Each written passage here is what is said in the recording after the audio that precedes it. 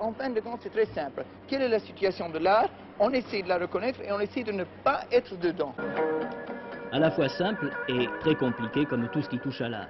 Le premier salon d'art contemporain, qui rassemble 110 exposants français et étrangers à l'ancienne gare de la Bastille, ne manque pas d'étonner par la variété de ses œuvres, par les propos qui s'y tiennent et les idées qui s'y affichent. Quoi que vous passiez ici, c'est périmé d'avance, c'est-à-dire la forme, la couleur, le machin est accepté d'avance, donc périmé d'avance. Pour aller plus loin, il faut prendre une attitude envers l'art. Et Olivier Mosset, par exemple, prend une attitude envers l'art. D'après moi, hein, c'est un art d'attitude, un art en même temps. C'est-à-dire qu'il peint le même zéro, tout le temps la même chose. Et depuis 67, il fait toujours cette même toile. C'est un peu lassant, non? Non, c'est pas lassant, ça devient de plus en plus intéressant. C'est un peu cette phase de John Cage. Si vous faites une chose une fois, c'est pas intéressant, mais faites-le 1000 fois, ça devient de plus en plus intéressant. Mais l'intérêt d'une telle foire, c'est surtout de concentrer des produits artistiques dans un espace restreint et d'y traiter des affaires. Car si l'art procure des émotions qui n'ont pas de prix, il permet des bénéfices qui, si on les considère du seul point de vue commercial, sont eux parfaitement estimables.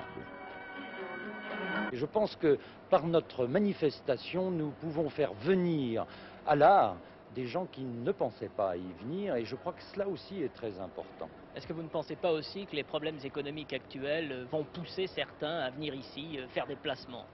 Écoutez, je crois que nous nous plaçons de ce point de vue-là dans une bonne conjoncture économique. Il n'est pas douteux que l'art est bon pour ceux qui l'aiment, mais qu'il peut réserver également de très bonnes surprises. Mais sur quoi peut bien se fonder en effet la valeur d'une œuvre d'art contemporaine? Le folklore, la mise en scène, le secret dont on entoure parfois les œuvres permettent de faire monter leur cote aussi sûrement que leur réelle valeur.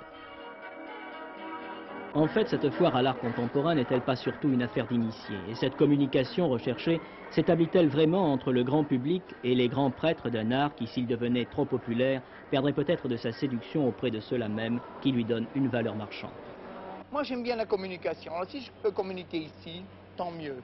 Occasionnellement, vous pouvez y traiter quelques affaires Oui, aussi. oui. Non, non, des affaires, j'en traite pas tellement.